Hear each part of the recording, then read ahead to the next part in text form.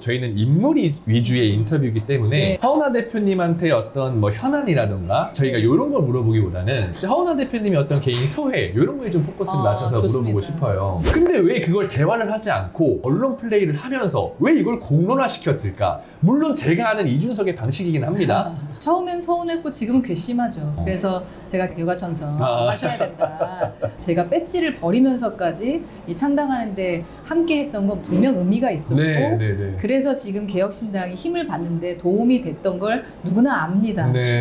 이재명 대표를 만나면서는 저는 좀 의외는 느끼긴 했어요. 처음에 예방 갈 때도 갔을 때도 되게 반갑게 너무 오랫동안 얘기를 해가지고 조금 놀랐어요. 처음에 난 좀 긴장해서 갔거든요.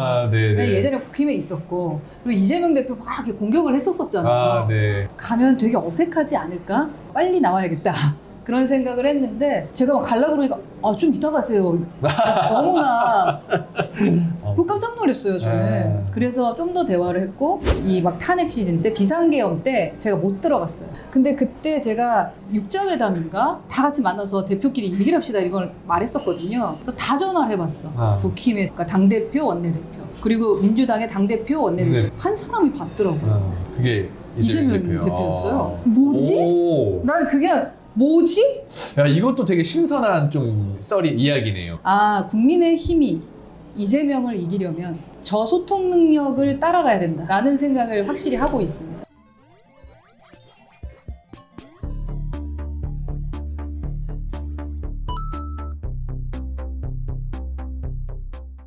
시청자 여러분들 반갑습니다. 저희 정치오락실에서 아주 인기가 많은 광고 상품 중에 하나가 바로 대박114 대리운전 어플입니다. 연말 또 연초 시즌이라서 회식 자리도 당연히 많아지게 되고 윤석열 정부 때문에 많은 분들이 분노하셔서 좀 술을 많이 마시게 되는 그런 상황인데 맥주 한 잔을 먹더라도 반드시 대리운전을 불러서 가야 됩니다. 대리운전을 부를 때 가장 중요한 건 두 가지입니다. 첫 번째는 얼마나 빨리 배차가 되느냐. 대박114 대리는 부른 즉시 거의 바로 도착을 하고요. 두 번째, 가격이 합리적이어야 합니다. 요즘 대리운전의 경쟁력 중에 하나가 가격이 얼마나 합리적이나 요거를 되게 중시하게 보는데 여기 내용 보시면은 제가 실제로 이용한 내역인데 굉장히 합리적이고 빠른 배차를 통해서 안전하게 귀가할 수 있습니다. 특히 모든 대리기사님들의 100% 실명 확인과 보험 가입 그리고 과태료 발생 시에도 100% 보장이 되는 게 바로 대박114 대리입니다. 그 외에도 여러 이벤트를 진행하고 있는데 이용 금액의 10%가 적립된 건 당연 기본이고 아래에 설치 링크를 통해서 어플을 설치하신 고객님들께는 모두 메가커피 쿠폰을 증정해드립니다. 그리고 한 번이라도 이용 내역이 있으신 분이 또 친구한테 추천 시 받은 사람, 보낸 사람 모두 메가커피 쿠폰을 증정하고요. 5명까지 추천 시에는 교촌치킨 세트까지 증정을 해드립니다. 이렇게 다양한 혜택이 있는 대박114 대리운전 앱 여러분들도 맥주 한 잔이라도 드셨을 때 그냥 가지 마시고 꼭 대리운전을 불러서 가시길 바랍니다. 지금까지 대박114 대리운전 어플이었습니다. 네, 시청자 여러분들 반갑습니다. 오늘 정치오락실 미리 공지는 안 드렸지만 허은하 특별편이라는 걸 준비했는데 허은하 대표님 모시고 좀 많은 이야기를 해볼 수 있지 않나라는 생각에 좀 마련하게 됐고요. 혹시 정치오락실 시청자들한테 그냥 인사 한 말씀 해주신다면. 네, 안녕하세요. 정치오락실 시청해주시는 팬클럽 여러분 만나서 반갑습니다. 제가 옛날부터 그 오락하는 거 좋아하고 게임하는 거 좋아하는데 정치 오락실이라는 이름을 딱 듣자마자 감이 오더라고요. 우선 초대해 주셔서 너무 감사하고 여기서 듣고 싶은 말씀 그리고 제가 하고 싶은 말 다 하고 좀 갈 수 있었으면 좋겠습니다. 즐겁게 오락처럼 즐기고 갔으면 좋겠습니다. 고맙습니다. 맞나요? 네, 맞습니다. 정치라는 것이 그렇잖아요. 그러니까 항상 어렵기만 하면 대중들도 어려워요. 맞아요. 그렇기 때문에 저는 정치도 게임처럼 쉽고 재밌게 할 수 없나? 우리도 뭐 밥 먹으면서 얘기할 수 없나? 라는 약간 컨셉의 정치 오락실로 만든 거고 일단은 제가 허은하 대표님 모신 이유를 조금 설명을 드려야 할 것 같은데 저도 이제 쭉 이 상황을 지켜본 결과 아마 아실 거예요. 허은하 대표님이랑 우리 또 저랑 같은 맥락으로 보고 있는 내란 정국이 완전히 종식되는 거 이건 바라시는 거잖아요. 그리고 두 번째는 이준석이라는 인물이 대권 도전을 또 선언했잖아요. 그런데 이제 의문이 들어요. 대통령을 도전하겠다는 사람이 자기 다음 3명 있는 당조차 그런 걸 잘 수습을 못해서 관리를 못해서 사람 관리를 그렇게 못하는데 어쨌든 그래서 굉장히 시끄러운 상황이고 네. 두 번째는 또 윤석열 만든 정권에 대한 책임이 있잖아요. 양두구역이라고 하는 그것도 제대로 해명하지 않은 상태에서 또 대권을 도전하면 어떻게 국민들을 설득할 수 있느냐. 이게 사실은 저는 민주당 지지자고 이재명 대표 지지자지만 저희한테도 분명히 이것이 악영향으로 다가올 것이다. 저는 제가 그 판단을 했어요. 그래서 오늘 허은하 대표님하고 좀 이야기를 나눠보면 좋겠다라는 생각으로 한번 모시게 됐습니다. 나도 저기 흔쾌히 또 원래 방송 잘 안 나가실 수도 있고 조금 그럴 텐데 제가 원래 그 중도의 입장에서 네. 늘 진영을 넘어서 대화하는 걸 좋아합니다. 아 그래요? 네, 네. 그래서 기존에 뭐 제가 국민의힘에 있었을 때도 민주당의 의원님들 많이 뵀었었고 예. 정청래 의원하고도 친했어요. 근데 예. 국회 이 과방위 위원장 되시고 나서 아. 저 같이 노래도 했어요. 아 노래도 하셨어요? 네, 우리 어디서? 음반 냈었습니다. 정청래 의원하고? 네, 정청래 의원님, 그다음에 이모경 의원님, 국민의힘에서는 저랑 장제원 의원님 이렇게 넷이서 음반 내가지고 노래도 같이 불렀고 그럼 식사도 막 같이 하시고 네, 했었겠네요. 식사도 같이 하고 불러주셔서 저 좀 힘들 때 정치는 이런 거야 이렇게 그 후배 양성을 좋아하시더라고요. 정청래 의원님이 정청래 의원님이 예. 그런 부분들을 좀 봤었고 물론 과방위에 있을 땐 좀 많이 싸웠지만 뭐 정치는 정치인 거고 또 개인적으로 만나뵐 때는 네. 좀 후배 양성을 좀 하시는 분 같다? 제가 민주당 의원님들하고 두루두루 네. 좀 이렇게 친하게 대화가 되시는 분들 맞아요. 대화를 하는 그런 스타일이었기 때문에 동의합니다. 왜냐면 말씀 주셨지만 사실은 건강한 정치라는 네. 것은 사실 진보와 보수가 서로 뭐 협력도 하고 그렇죠. 서로 이야기가 돼요. 근데 다만 지금 국민의힘이 하는 행태는 저는 개인적으로 내란을 옹호하는 그런 내란 저도 마음에 정당. 안 듭니다. 예, 그렇게 저는 저러면 규정을 안 되죠. 맞아요. 네. 그런 측면 때문에 사실 허은하 대표님이랑 대화도 네. 충분히 될 것 같아요. 저는 가볍게 지금은 나눴지만. 개혁신당에 맞습니다. 개혁신당이라는 곳에 있고 제3지대고요. 맞아요. 네, 같은 야당이고. 사당입니다. 네, 같은 야당입니다. 조국혁신당 다음에 이제 네. 혁신당은 이제 의원이 많고 네. 저희는 조금 작아서 3명밖에 네. 안 돼가지고 사당. 거기에 이제 대표인데 잠시 직무정지당한. 그러니까 제가 그럼 오늘 어떻게 대표라고 불러야 하나요? 어떻게 해야 되나요? 이거 참 애매해요. 사실 대표가 맞죠. 대표가 많습니다. 그러니까 예를 들면은 뭐 선출직이라는 것이 뭐 1심에서 어떤 판결이 나왔다고 해서 갑자기 국회의원이 안 되지 그럼요. 않거든요. 그렇죠. 근데 이제 예. 저는 사법부의 판단을 존중한다는 의미에서 당 빼주고 왜냐면 무력적인 모습과 자꾸 싸우는 모습이 나가는 게 별로더라고. 그래서 빼주는 거, 달라는 거 다 주는 거 하면서 다만 그 직책이 대표가 아니다? 그건 좀 아닌 것 같고 네. 이준석 측에서는 저를 전 대표로 만들고 싶은 것 같아요. 네. 그래야지 이 스피커 파워가 뚝 떨어지니까 그래서 뭐 그 고난을 지금 당하고 있는 중입니다. 네. 네, 대표라고 불러주세요. 예. 그렇습니다. 그러니까 어쨌든 법원의 판단은 존중하기 때문에 방은 지금 빼주시는 상태이고 그렇죠. 그럼 지금 천하람 의원이 어쨌든 당대표를 하고 권한대행. 권한대행을 네. 하고 있는 상황이고 네. 어쨌든 사실 대표는 맞는 거네요. 그렇죠. 지금 제가 알고 있는 녹화 시점에서는 천하람, 이준석, 이주영 이렇게 세 분을 고발한 걸로 이제 저 알고 네. 있어요. 그럼 어떻게 상황이 좀 진행되고 있는 건가요? 그럼? 12월 16일에 김철근 사무총장을 제가 해임하면서부터 네. 이 일이 계속 벌어졌습니다. 그 이준석의 측근이라고 하는 사무총장을 측근이라는 네. 사람이 이제 해임이 되고 그날 저녁 때부터 그 다음 날 뭐 계속 이준석 의원이 저녁 때는 저한테 계속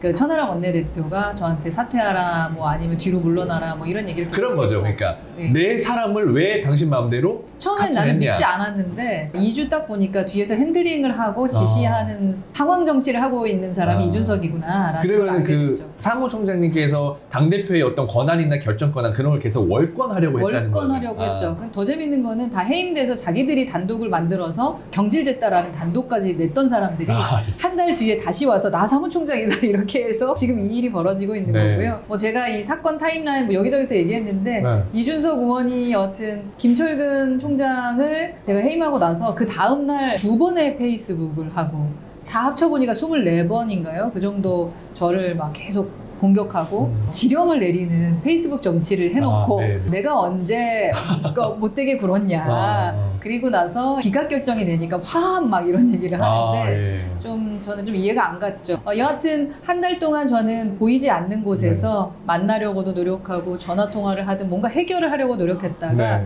이 일을 이렇게 좀 키운 게 있고 그러면서 네. 한 달 뒤부터 이제 제가 기자회견을 했어요. 허은하는 당대표는 이준석의 부하가 아니다. 네. 라는 기자회견을 하면서 이제 공격을 이제 시작한 걸 가만히 있지 않겠다. 그 뒤부터 제가 통장이든 이런 부분을 한번 이제 보기 시작을 한 겁니다. 기존에 저는 당연히 믿었지. 사무총장 믿었고 그다음에 1기 대표고 제가 2기 대표 선출됐습니다. 당선된 선출직이거든요. 맞아요. 예. 그렇기 때문에 제가 하고는 있지만 1기 것까지 건드리는 건 좀 아니고 아니다. 또 보여주지도 않고 달라 그래도 안 줘요. 아, 그래요? 예. 그래서 못 봤어. 네. 그랬다 이번에 하나 둘 보다 보니까 너무 의심되는 게 많아요. 그걸 보게 된 겁니다. 네. 그게 이제 저도 이제 봤지만 그 홈페이지 운영 비용이라든지 홈페이지. 그다음에 공보물 만드는 비용이라든지 뭐 여론조사가 했다고는 하는데 여론조사를 누구를 위해 했는가? 연구원 통장은 이번에 제가 처음 봤는데 네. 이준석 의원이 연구원장인데 5,500만 원을 썼는데 네. 어떻게 대표한테 한마디 안 하고 근데 원래 규정상 5천만 원 이상이면 네. 당대표의 승인을 받아야 되지 않나요? 그 당연히 규정? 말해야 되는 거고요. 예. 그리고 공지에서 비딩해야 되는 거예요. 그러니까 예를 들어서 그 규정이라는 게 있잖아요. 있죠. 그렇죠. 예를 들어서 내가 10만 원 쓰는 건 당대표한테 보고 안 해도 되는데 5천만 원이라는 금액을 쓰면 당연히 결제를 당연한 거예요. 또 이제 연구 용역을 받았던 보조금 받았던 게 있는데 네. 정책 보조금 비교섭 단체에게 주는 그걸 쓴 것도 이번에 좀 이제 토론 뭐 패널들이 있다는 등 이런 얘기 나왔던 네. 뭔가 이상하다. 그러니까 이제 네. 그분들이 뭔가 좀 약간 대가성이라고 해야 되나? 그렇게 뭐 그런 의심되는 게 많다. 그래서 처음에는 이제 얘기로 풀어보려고 했지만 그래서 제가 어떤 얘기를 했냐면 당무감사위에서 우리 회계감사를 하자라는 얘기를 했죠. 근데 그게 받아들여지지 않은 거고. 사실 그게 절차가 맞잖아요. 그게 맞죠. 아. 당내에서 해결하면 되는데 당무감사위를 아예 이번에는 없애버렸더라고요. 누가 없었으니까 없앴어요? 이준석 의원이? 이준석 의원 측인 거죠. 천하람 의원실. 예.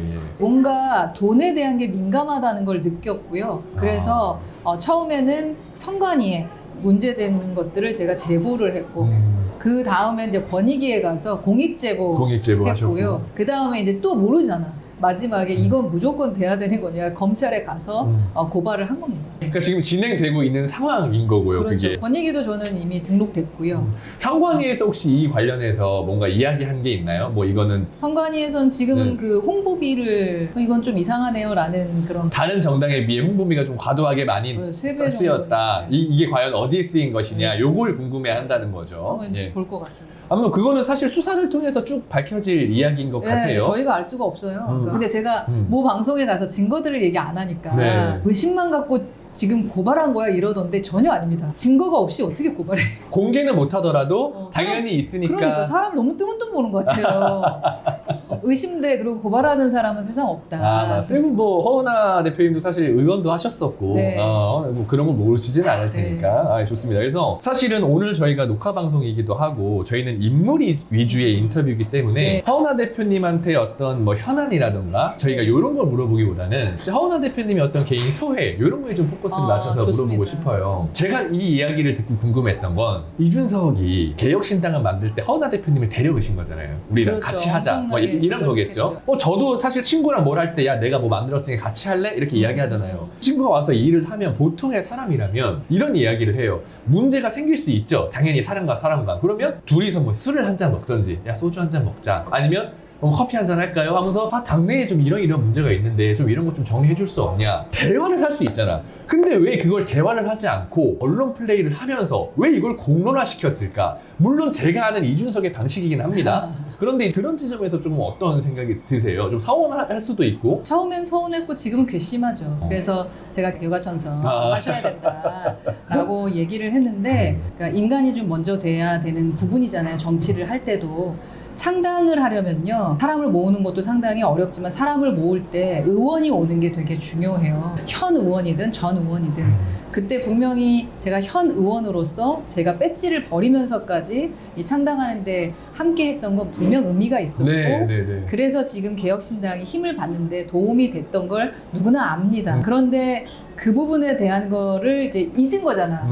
필요할 때만 딱 써먹고 그 뒤부터 잊은 거예요. 근데 이번 일이 터졌을 때도 저는 이준석이라는 인물이 12월 17일에 그러니까 16일에 내가 해임을 했는데 17일부터 계속 페북으로 나를 공격할 때도 그때까지 저는 우리 대표가 오해를 하고 있다. 어떻게 해결해 주나. 그리고 어떻게 하면은 이 대선 주자가 될 사람을 스크래치 주지 않으면서 이 부분을 해결할까. 거기에 집중했어요. 지금 저희 회의할 때 그 녹취록을 들어보니까 제가 계속 그런 얘기를 하더라고요. 그래서 우리 당원들이 욕하고 저에 대한 오해들 막 엄청 나도만요. 막 저를 가지고 빈개지신이네. 엄청난 이제 욕들이 있었는데 사치의 허용 뭐 이런 얘기가 있어도 다 참았어요. 사실이 아닌 것도 다 참았어. 왜냐하면 그 모든 것의 시작이 이준석이기 때문에 제가 입을 여는 순간 이준석을 비판할 수밖에 없어지기 때문에 네. 제가 한 달을 참았는데 결국엔 그걸 좀 후회하지만 예. 그때 예. 바로 대응을 예. 했었어야 되는데. 예, 근데 저는 그때 뭘 했냐, 연락을 계속하고 만나려고 하고 뭔가 해결하기 위해서. 정치는 그런 거잖아요. 맞아요. 아까 말씀하셨던 것처럼 어렵게 함께 창당했던 1년도 안 된 상황이었잖아요. 사실 개혁신당에 네. 그 뭐 팩트적인 건 잘 몰라요. 왜냐면 저는 사실 민주당 지지자이기 때문에. 네. 근데 개혁신당 안에 일어났던 일은 적어도 먼저 당사자와 이야기를 해야 되잖아요. 그게 기본- 저는 그래서 인간적인 면을 지적하고 싶은 거예요. 어. 문제가 생기고 오해가 생기고 당 운영하다가 누가 잘못했냐 마냐의 문제가 생길 수 있죠. 그러나 이거를 확인하기 위해서는 일단 당사자랑 이야기하는 게 첫 번째잖아요. 예를 들어서 이거 왜 그랬어? 또는 이거 아니야, 이건 이런 거야 라고 대화를 할 수 있는데, 아니 이렇게 언론 플레이를 하게 돼버리면, 그래서 사실 모신 이유도 허은하 대표님한테 약간 좀 마이크를 드리고 저도 한번 들어보고 싶다. 왜냐면 이준석 이야기는 언론에 되게 많이 나오거든요. 이것도 한번 여쭤보고 싶어요. 언론에 보면 이준석 vs 허은하 구도 이런 식으로 지금 막 잡아간단 말이에요. 근데 사실 이거 왜 좀 그렇다고 보시는지. 그죠. 지금 뭐 언론에서는 대부분 국회의원이고 그리고 스피커 파워가 크다 보니까 그 사람들이 말하는 건 다 진짜라고 생각하는 것 같아요. 우선은. 그리고 파급력이 있다 보니까 네. 더 많이 비중을 차지하고 있는 것 같고, 저 같은 경우는 아무래도 배지도 없다 보니까 그런 건가. 그런데다가 지금 이번에는 당대표라는 것까지도 없애버리려고 하다 보니까 네. 파워력이 좀 떨어지는 건 맞는 것 같고요. 그래도 지금은 허은하랑 뭐 이준석이랑 되고는 있죠. 네. 되고 있는데 이것도 그러니까 인간 대 인간 권력 싸움을 하는 것 마냥 그러니까요. 만들어가는 것은 저는 정말 반대해요. 왜 이러는 거야? 난 정말 그런 생각이 들었고. 그러니까 보면 구도 자체가 네. 허은하 vs 이준석 뭐 다 이런 구도예요. 그러니까 이 내용에 대해서 관심을 갖지 않는 사람은 그냥 둘이 싸우나 보다. 네, 이렇게 이제 힘싸움, 생각할 수 힘싸움, 있단 말이죠. 뭐, 예. 그렇죠. 뭐 당권을 위해서 뭐 욕심을 내고 그 자리를 얻기 위해 하는 식으로 자꾸 또 이준석 의원이 만들더라고요, 저를. 그런데 처음에는 어떻게 했냐면 당직자랑도 만들었어요. 허은하 당직자 싸움. 개혁신당의 모든 당직자와 모든 당원이 날 싫어한다. 이렇게 얘기를 했는데 당직자가 저희가 그 당시엔 13명인가였어요. 지금 11명인데 네. 그 11명 모두 다 이준석 측근이 뽑은 사람들인데 그 사람들이 이준석이 패국으로 계속 지령 내리는데 절 좋다고 하겠습니까?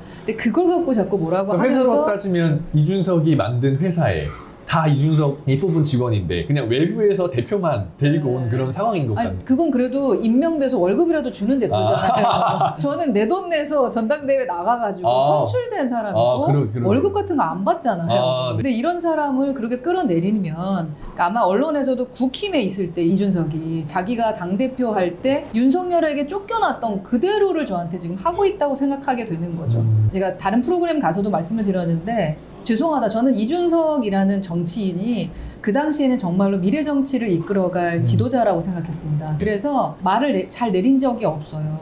왜냐하면 제가 나이가 훨씬 많아요. 한 열 몇 살이 많아요. 그런데 제가 더 어렵게 안 하면 주변 사람이 이준석이라는 인물에 대해서 인정을 안 할 것 같아서 더 존중해줬었고 리더로서 제 존중을 많이 했었던 사람이란 말입니다. 그런데 선출직인 당대표를 어리다는 이유로 저 선출이 되지 않은 권력자들이 힘 있는 배지들이 저렇게 끌어내리는 게 말이 돼? 이것 때문에 내가 옆에 서주자 이런 또 제가 좀 오지랖이 넓고 정의의 편이거든요. 그래서 그렇게 했었는데 여기 와서 제가 당대표가 됐는데 대선이라는 게 갑자기 끼어들면서 제가 볼 땐 욕심 같아요. 자기가 막 급한 거야. 빨리 대선 주자가 돼야 되고 아니면 뭐 사법 리스크 때문에 그런 건지 어찌됐든 허은하를 끌어내려야겠다라는 것 때문에 기존의 윤석열보다 더 심하게 하니까 아마 그것 때문에도 또 뭐 허은하 뭐 이준석으로 했을 수도 그런 있고 구도로 언론에서 뭐 여러 가지가 있지만 결국에 저는 공정을 위해서 싸우고 왜냐면 우리가 모인 이유가 있거든요. 민주당에서도 오셨고 국회에서도 왔고 정의당에서도 왔고 저희 당은 모든 분들이 함께 모여 있어요. 그래서 진영을 넘어 있는 정당이다라고 하는데 거기 계신 분들이 그래도 주류 비주류로 나누는 거 싫고 패권주의나 이런 거 싫고 우리가 우리 말을 할 수 있고 절차적인 정당성이 무시되는 거 싫으니 우리만의 무슨 공정한 정당을 만들어 보자 하면서 만든 정당인데 이게 뭐야? 더 공정하지 못하고 더 자기가 1인 정당으로서 사당화를 하려고 하고 이런 부분을 보면서 저는 좀 놀랐던 거죠. 그러니까 그 부분을 보면서 화내시는 분들이 많아요. 시어머니한테 당한 분들이 자기 며느리한테 더 심하게 한다. 이제 제가 우리 지지자들과 저는 아마 보는 시각이 같을 것 같은데 이준석이 과거에 윤석열 정부를 만들었다고 하잖아요. 근데 거기서 축출을 당했어요. 근데 자기가 그러면 이거를 피해자라고 이야기를 안 하고 이런 식으로 한 것도 아니고 그러니까 나는 피해자야. 나는 피해자입니다, 여러분들. 전 이준석 여러분 피해자라고 했는데 그 상황을 저는 허은하 대표한테 똑같이 하는 게 아닌가? 저는 그렇게 좀 생각이 들더라고요. 저도 그렇게 생각이 듭니다. 네, 정치오락실의 트레이드마크 상품이라고 할 수 있습니다. 긁지 말고 뿌리세요. 글루타셀. 짜잔.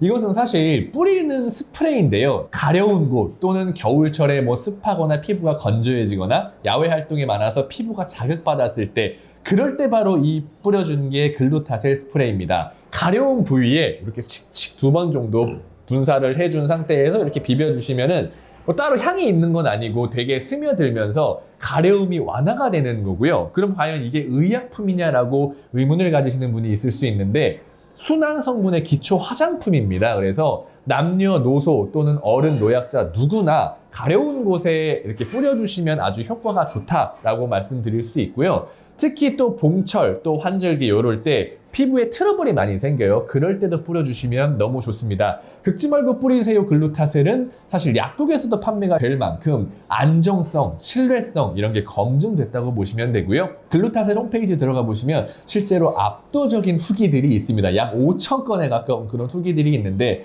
5,000건에 가까운 후기가 있다는 것은 이걸 그만큼 쓰는 사람이 많고 만족을 느낀다. 그래서 후기까지 남긴다. 이렇게 보면 좋을 것 같고요. 긁지 말고 뿌리세요 글루타셀 정치오락실에서 주문했다 또는 배송 메시지에 정치오락실을 입력해 주시면 휴대용 45ml, 200ml를 사시면 45ml를 서비스로 드립니다. 요거는 집에 놓고 쓰시면 되고 요거는 휴대용 운동가방 핸드백에 놓고 쓰시면 아주 좋습니다. 글루타셀 많은 관심과 사랑 부탁드리겠습니다. 지금까지 긁지 말고 뿌리세요 글루타셀이었습니다. 그리고 제가 아까 양두구육 말씀을 하셨는데 저는 양두구육 트라우마가 있어요. 기존에 윤석열이라는 후보를 저희가 양두구육 했다고 얘기했잖아요. 이준석 의원이. 그 일 때문에 지금 이 사단이 난 거 아닙니까? 그러면 우리의 후보가 이 사람밖에 없다고 무조건 그 사람을 키우는 게 맞냐? 그러니까 지금 이준석 의원도 마찬가지라고 저는 생각을 하고 있기 때문에 두 번의 양두구육을 못한다라는 입장에서 그 사람에게 문제점이 있다면 그 문제점들을 지적해야 된다고 생각합니다. 네, 그 사람이 바꾸면 되는 거예요. 만약에 바뀌고 반성하고 그래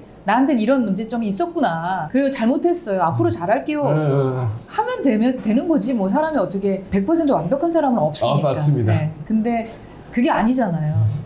오늘 일단 이 인터뷰에서는 어떤 허은하 대표님과 이준석의 인간적인 측면, 인간성, 사실 정치도 인간이 하는 거니까 이런 게 좀 많이 드러나 보이지 않을까? 저는 개인적으로 인터뷰를 하면서 흥분하지 말아야겠다. 네, 그런 생각이 일단 들고요. 그러면 어쨌든 지금 말씀 주신 맥락 중에 이준석이 대선 주자로 나가는 건 말이 안 된다. 그건 있어서는 안 된다라고 말씀 주시는 것 같아요. 제가 느끼기에. 지금은 아닙니다. 지금은 아니다. 지금은 좀 더 성숙해질 필요가 있다. 성숙만으로 될까? 지금 제가 개과천선 얘기한 이유가 있습니다.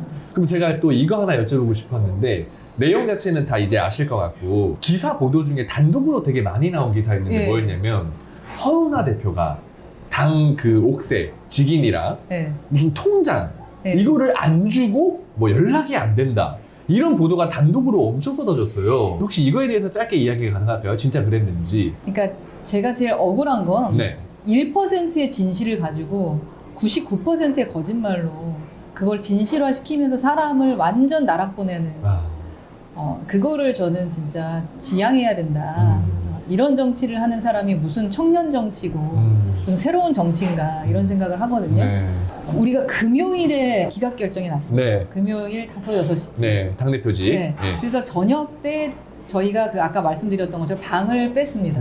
그리고 토요일, 일요일입니다. 근데 금요일에 이미 방 빼고 있는데 방 빼라는 기사가 났습니다. 방을 안 뺀다. 지금 빼고 있는데? 빼고 우리 10시 반에 다 나갔어요. 결정이 뒤늦게 저녁 때쯤 났어요. 판사가 아마 넘어가면서 퇴근하면서 그냥 낸 것 같거든요. 토요일, 일요일이었어요. 토요일, 일요일에 제가 천하람하고 연락도 했어요. 그 사람 연락을 줘서 제가 문자로 내가 곧 나 회의 중이니까 답변 줄게. 그럼 연락을 안 받은 건 아니네요? 당연한 거죠. 네네네네. 그리고 통화도 했어. 근데 계속 나와. 잠적. 그러니까 제가 연락되는 잠적. 그런 잠적이 됐던 거예요. 그렇군요. 그러니까 이것도 가짜잖아요. 그리고 제가 어디 있는지 알아. 왜냐면 기자들도 다 왔잖아요. 그 만나자는 거 제가 말했어요. 이 친구가 말하면서 그 만나자 이렇게 얘기한 거거든요. 제가 만나자 그러는데 싫어할 필요는 없지 않습니까? 그래서 그것도 정했어. 근데 다음날 그 친구가 비공개를 희망했기 때문에 기자들이 와 있으면 만나면 안 되잖아요. 네. 그러니까 제가 뒤에 보자. 뒤에 그 얘기도 했어. 근데 뭐 기다리다가 뭐 불발되고 허은아 안 나오고 이런 기사 나오고요. 통장이랑 이 옥새 그 직인 말하고 그러는 건데 네. 이거 그럼 토요일 일에 내가 누구한테 줘요? 제가 어디를 집에 찾아가서 줘야 됩니까? 네. 그리고 기사 그냥 내. 이 사람들 정치 그냥 그렇게 하는 거예요. 다음날 아침에 제가 새벽부터 그 김어준 나가고 왔다 갔다 했어요. 만났는데 천하람도 달란 말 안 해. 이준석이 방송에서 뭘 했는지 아십니까? 필요 없다. 지금 그래도 알아서 하고 계세요. 그리고 막 다 바꾸고 하지 않습니까? 그래 그럼 됐지 뭐. 어쨌든 흠집을 일단 내고 시작을 하는 거네. 그러니까 흠집을 내는 거지. 사실과 관계없이. 근데 이게 지금 아주 이준석식 정치죠. 언론 플레이가 동반돼. 언론 플레이. 그러고 또 갑자기 뭐 기각 났으니까 상실하고 전 대표 만들어서 어디를 나가도 그냥 저는 개혁신당 전 대표로 나오더라고요. 그냥 참 대단한 사람들인 것 같아요. 아니 또 이 시각에 대해서요, 이런 얘기도 있더라고요. 그러니까 이 사태를 물론 다양한 시각으로 보시는 분들이 있을 거 아니에요. 또 뭐 이준석 지지자, 또 허은하 지지자 뭐 다를 텐데, 그 이준석이 뭐 여성 혐오 정서나 뭐 갈라치기 이런 요소를 가지고 허은하를 내치는 게 아니냐, 막 이런 것들이 이제 막 기사나 이런 데 달려 있더라고요. 이런 건 혹시 어떻게 보시는지. 그런 의심을 할 수 있는 행동을 좀 했죠. 어떤 왜냐면 거죠? 아까 빙계지신이라는 게 암탉이 울면 집안이 망한다는 거지 않습니까? 네네. 이준석의 측근의 사람이 얘기한 거란 말입니다. 내가 울면? 근데 그 말한 분이 따님이 3분 있으신 분인데 왜 그런 말을 했을까? 그러면 여자는 리더가 되지 말란 얘기인가?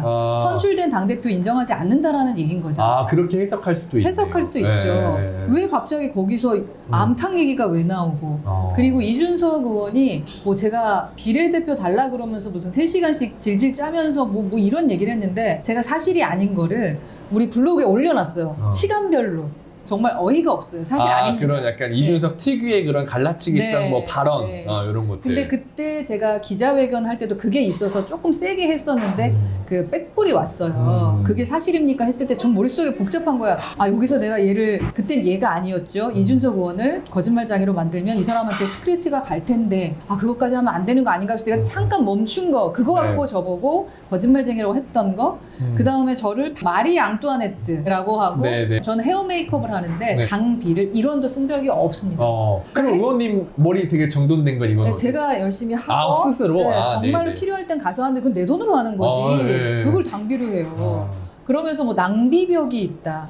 라는 얘기를 하는데 이해가 안 갔어요. 어떻게 나한테 암탉이 울면 집안이 망한다라는 말을 하고 마리 앙뚜아네트네 이런 얘기를 하나. 허은하 대표님만 그렇게 느끼시는 것이 아니라 그런 어쨌든 이야기들이 있다는 건 어쨌든 다른 분들도 그거를 객관적으로 보기에 그렇게 생각할 수 있는 부분이다. 어쨌든 허은하 대표님의 이야기를 쭉 들으면서 이제 우리 지지자분들도 대충 이런 흐름이구나라는 걸 감지하셨을 것 같아요. 근데 이제 아시다시피 원래 이제 여론전이라는 게 이준석이 원래 사실 잘하는 거기도 하고 허은하 대표님의 팩트와는 상관없이 그러니까요. 이제는 팩트와 논리로 설명할 수 있는 그런 게 아니에요. 왜냐면 내가 해명하려고 하면 이미 탈진실이라고 하죠. 이미 그게 진실이 되어 있어요. 대표적으로 하나만 말씀드리면 정치오락실에서 박구영 교수님이 출연을 하셔서 서부지법 폭도 사태를 가리키면서 극우로 신념화된 폭도, 이들을 어떻게 대화로 설득 가능한가라는 질문을 언론에서 왜곡해서 박구영이 2030 세대를 겨냥해서 말해요. 이거는 뭐 어떻게 이야기할 뭐 해명에 그것도 없어요. 그러니까 마찬가지로 비슷한 상황이신 것 같아요. 맞아요. 내가 뭔가를 얘기하려고 해도 이미 주류 언론에서는 이준석한테 마이크가 많이 가 있고 또 해명하기에는 또 이미 다른 이슈가 또 넘어가 있어. 그렇죠. 그런 상황인 것 같아요. 이번에 대권 행보라고 출산율 문제 해결하기 위해서 차병원의 난임센터를 방문을 했더라고요. 제가 그거 보면서 그럴 땐가 지금 저도 난임 치료를 통해서 아이를 낳기 때문에 아주 필요하다고 생각해요. 하지만 지금 그 사람이 거기 갈 때인가? 지금 우선은 남녀 갈등 문제 해결하는 게 먼저다. 저는 그런 생각을 갖고 있고요. 사랑하게 만들어야 될 거 아니야. 서로 갈등하지 않고. 환경적으로. 환경적으로. 저는 좀 그런 생각이 있는 사람이고 아까 했던 말을 좀 다시 한다면 그러니까 이런 정치가 해야 될 역할이 있는데 이런 역할을 하기 전에 여성에 대한 혐오와 분노 이런 부분을 이용을 해서 정치적 자산을 쌓은 사람이잖아요. 그럼 본인의 과거부터 통렬하게 좀 반성을 해야 되는데 최근에 한 달 사이에 저를 향해서 낭비벽이 심하다, 뭐 3시간 동안 울며 난리를 쳤다, 망상 버려라, 또 특정 성별과 관련된 비하나 혐오를 좀 했고 그런 발언을 일삼았어요. 그리고 객관적인 사실도 아니었고요. 아까 말했던 측근들이 빙계지신 암타교물 집안이 망한다, 마리 앙뚜아네트 뭐 이런 공개적으로 혐오 표현을 한 거는 잘못된 거다, 다시 한 번 더 말씀을 드립니다. 그래서 이런 반성하지 않는 과거가 있는데 어떻게 국민들이 진정성을 느끼겠느냐, 이준석에 대해서. 정말로 나라의 미래를 생각하면서 출산율을 고민을 한다면은 저는 먼저 보여주기 쇼를 하기 전에 반성부터 해라. 반성부터 해야 된다. 본인에 대한 과거의 모습들부터 진짜 자기 반성 먼저, 정말 심각하게 밤새도록 고민을 해보시는, 맞습니다. 통렬히 반성하고 사죄하는 거, 저는 그게 먼저라고 저는 생각을 합니다. 그리고 어쨌든 허은하 대표님도 그들과 고소고발하는 맞수를 둔 것도 네. 물론 억울함 이런 것도 있겠지만 가장 중요한 건 당비. 그러니까 당비는 사실 세금이잖아요. 세금이죠. 그 세금을 과연 어떻게 쓴 것인가, 또는 그게 사적인 곳으로 흘러들어가는 분명히 잘못됐다, 지금 이렇게 보는 것 때문에 결국에 고소를 그렇죠. 하신 상황인 거잖아요. 네. 그래서 어쨌든 이준석은 제가 봤을 때는 대권을 도전하기 전에 첫 번째, 개혁신당의 문제를 본인이 깔끔하게 마무리해야 된다. 네. 두 번째, 윤석열 대통령을 만든 책임, 이거에 대해서 분명히 자기가 뭐 사과를 하든 사죄를 하든 해명을 하든 명확하게 짚고 넘어가야 된다. 네. 왜냐면 그러니까 맞다 틀리다가 아니라 자기가 대선 후보면 설득은 할 수 있어야 되는 거잖아요. 아까 말씀하셨던 당비는 이제 당원들이 내시는 거, 그 다음에 세금이라는 거, 보조금 받아가지고 맞아요, 보조금. 저희가 움직이는 포함된 단위이기 때문에 거니까. 네. 이 돈을 제대로 쓰지 않은 건 부패한 겁니다. 맞아요. 정치적 부패에 대해서 제가 알게 됐는데, 부패에 대한 의혹이 네. 있는데 이걸 제가 덮고 간다라는 것은 제 양심도 말이 안 되는 거고, 정치인으로서 대표로서 그러면 안 된다고 생각하기 때문에 그럼요. 고발까지 한 거고요.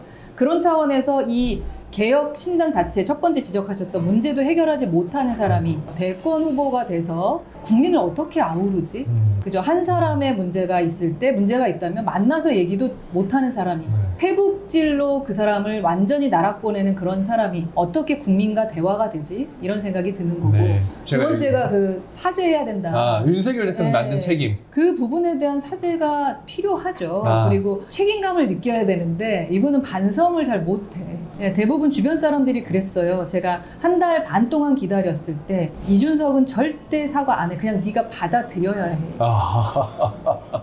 아니 그게 말입니까? 말이 안 된다고 생각하고요. 제가 아까 양두구역에 대해서 저는 진짜 트라우마가 있어요. 우리 이러면 안 돼요. 우리 딸과 아들이 살아가요. 어디 우리 손자 손녀 어떻게 살아가라고. 그 트라우마가 어디 허은하 대표님만 있겠습니까? 그러니까요. 이런 일을 알게 되면 네. 우선은 사죄하고 잘못했으니 다음부터라도 안 사람은 깨끗한 사람 없잖아요. 살면서 젊었을 때 실수도 하고 맞아요. 문제 있을 수 있어요. 반성하는 게 필요하고 다시 안 그러면 되는 거거든요. 그래서 저는 이 부분 말씀한 거에 정말 동의하고요. 그리고 이 갈라치기 부분에 있어서도 저희는 갈라치려고 하는 게 아니라, 같은 이준석과 함께 있을 네. 때 갈라치는 게 아니라, 왜냐, 저 스스로가 여자고 예. 우리 딸이 여자고 저 하나밖에 없거든요. 외동딸. 외동딸. 그렇기 때문에 전 갈라치기가 싫어요. 그리고 저 후보들에게 늘 얘기해요. 저 여자 후배가 많습니다. 네. 근데 후배들에게 늘 얘기하죠. 우리가 여자라는 이유를 가지고 어디에서 성공하려고 하면 우린 크게 되지 못합니다. 그리고 사람들이 우습게 본다. 어떤 할당으로 예를 들어 이사가 돼,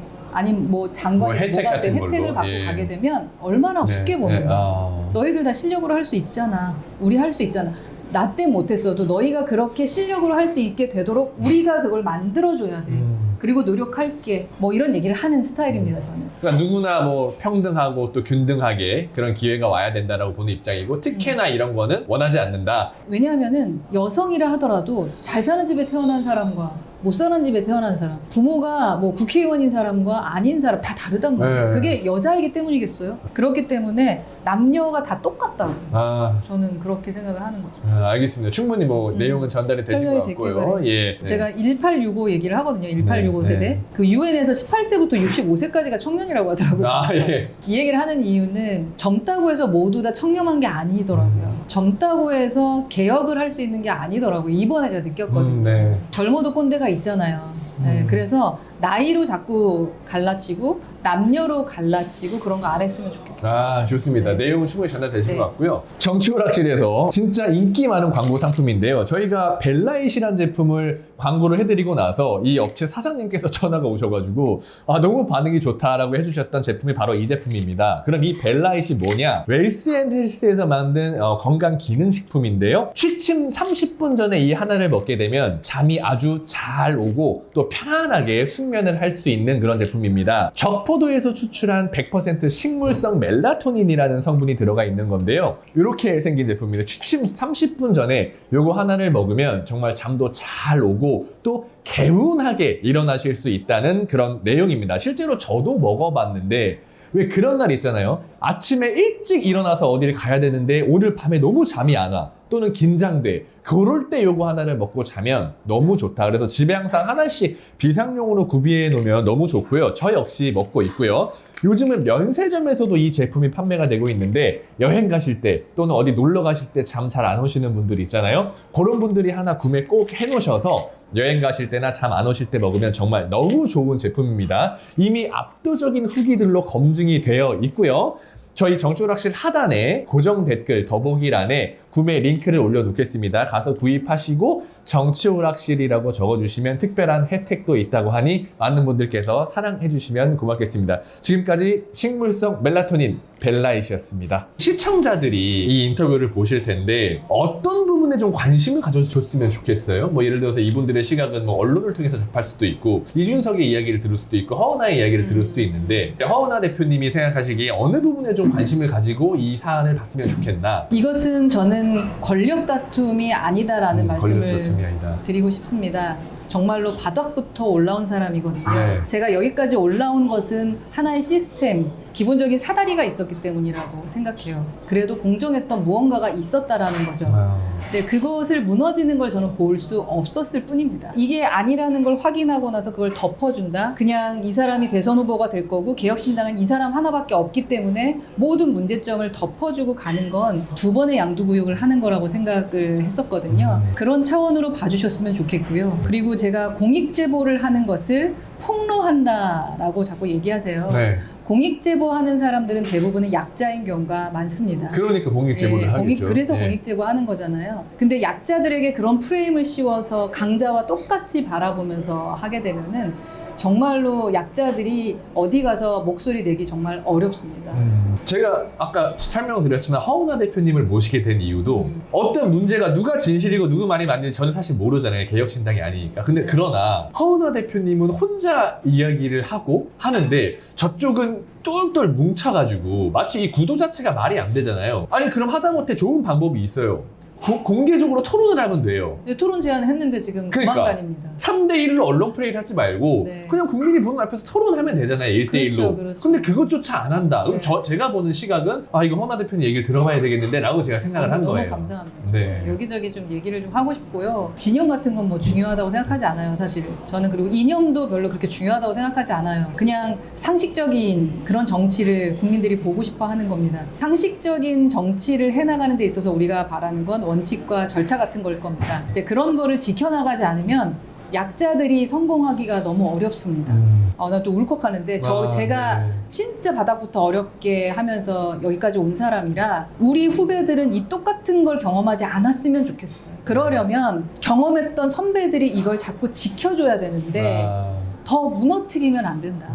그래서 여러분들께서 지켜보실 때는 그냥 권력 싸움이잖아, 아유 보기 싫어 이래버리면 약자 편에서 그래도 정의롭게 미래를 위해서 싸우는 사람들이 힘이 빠져서 다 지쳐 떨어질 것 같아요. 그래서 그런 차원에서 좀 봐주셨으면 좋겠습니다. 이 사안을. 네, 이 사안을. 예. 제가 뭐 말할 게 있다고 이러고 있겠습니다. 네. 자, 그리고 허은하 대표님 모신 김에 제가 요거를 좀 하나 여쭤보고 싶기는 한데 네. 어쨌든 이제 저희도 이재명 대표를 지지하시는 분들이 사실 중심으로 모여 있는 채널이에요. 예. 그래서 제가 오기 전에 알게 되고 깜짝 놀랐습니다. 예. 근데 그래서 난리 나겠구나 우리 개혁신당 사람들이. 아니 근데 사실은 이거는 뭐 사실 제가 뭐 민주당이나 이재명 대표에 대한 이야기를 한 건 아니니까. 예. 근데 다만 제가 이제 궁금한 건 그렇다고 제가 허은하 대표를 모시고 이재명 대표의 평가를 물어보는 건 조금 부담스러우실 것 같아요. 많이 부담. 그리고 저도 좀 예의가 아닌 것 같고 이렇게 한번 여쭤볼게요. 민주당이 만약에 여당이 됐을 때 집권 여당이 되고 이재명 대표가 대통령이 됐을 때 뭐 여러 분야가 있잖아요. 정치, 사회, 경제, 뭐 문화, 외교. 혹시 이런 어떤 특정 분야에서 한번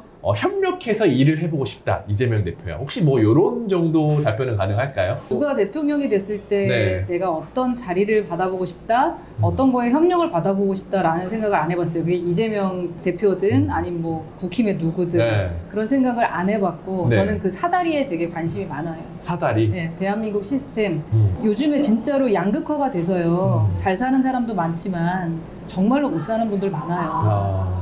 거기에서 태어난 아이들, 그 아이들이 같은 나라에 살고 있다라는 그런 문화적인 걸 같이 체험하고 네. 성장할 수 있도록 도와주고 싶어요. 거기에 내가 할 수 있는 역할에 대한 관심이 있는 거고 이재명 대표를 만나면서는 저는 좀 의외는 느끼긴 했어요. 그 당대표 예, 만남이 예, 있었잖아요. 왜냐하면 한동훈 대표가 끝까지 안 왔거든요. 예. 한동훈 대표는 끝까지 안 왔고 처음에 예방 갈 때도 갔을 때도 되게 반갑게 너무 오랫동안 얘기를 해가지고 좀 조금 놀랐어요. 처음에 난 좀 긴장해서 갔거든요. 네네. 예전에 국힘에 있었고 그리고 이재명 대표 막 이렇게 공격을 했었잖아요. 네. 그러니까 뭐 아주 뭐 오래된 이야기이긴 그쵸, 하지만 오래된 얘기죠. 대변인이었으니까 네. 가면 되게 어색하지 않을까? 빨리 나와야겠다. 그런 생각을 했는데 상당히 먼저 이렇게 좀 풀어주는 거? 그리고 제가 막 가려고 그러니까 좀 이따 가세요.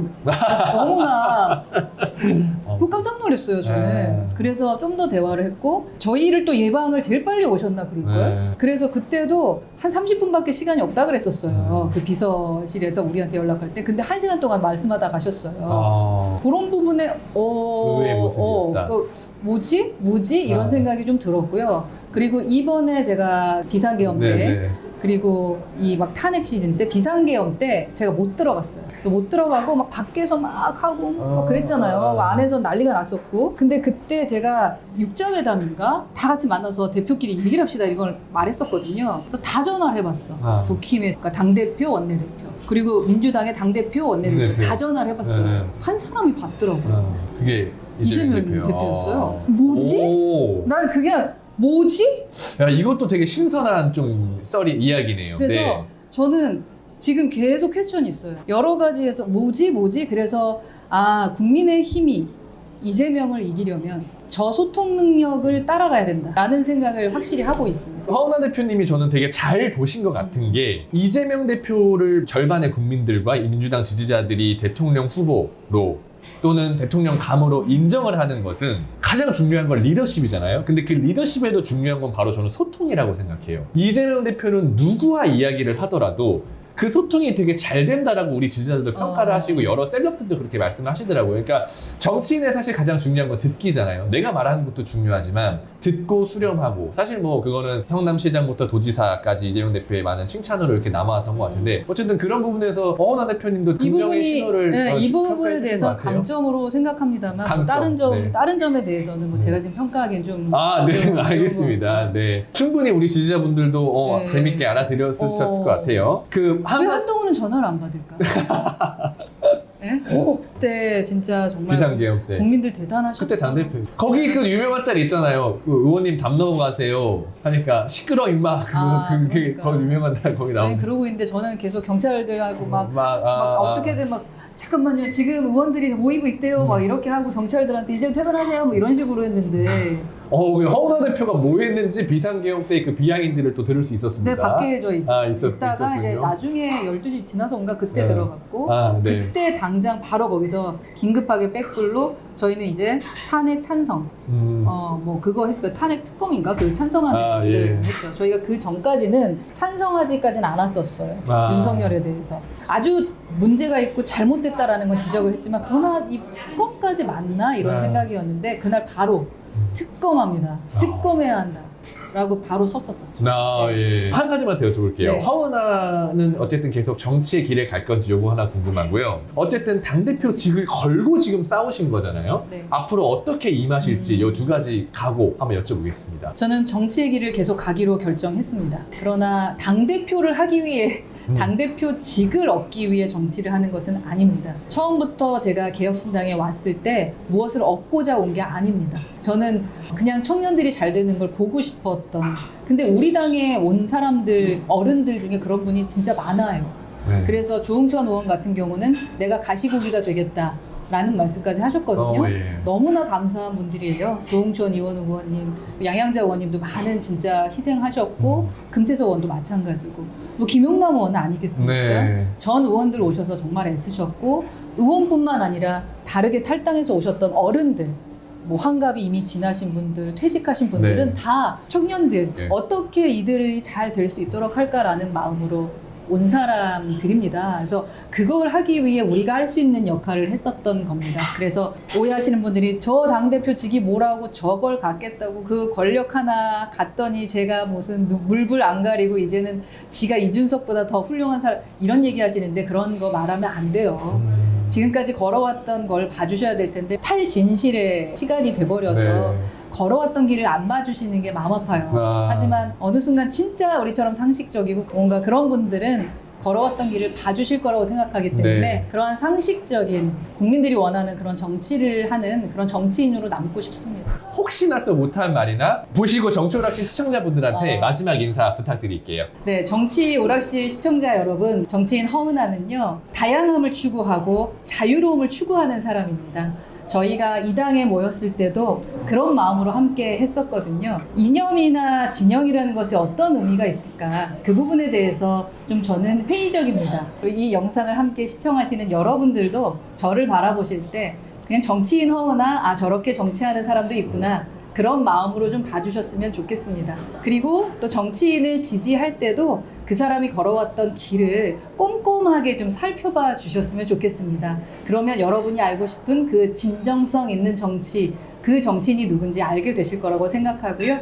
그렇게 여러분에게도 또 다른 국민들께도 저 사람 참 진정성 있다. 아, 잘 살아왔네라는 칭찬받을 수 있는 그런 정치인 되도록 노력하겠습니다. 오늘 끝까지 시청해 주셔서 감사합니다. 이렇게 또 어려운 자리임에도 나와주셔서 또 목소리 내주신 또 용기를 내주신 허은하 대표님께 감사하다는 말씀 전하면서 이것으로 허은하 특별편은 마무리하도록 하겠습니다. 고맙습니다. 감사합니다.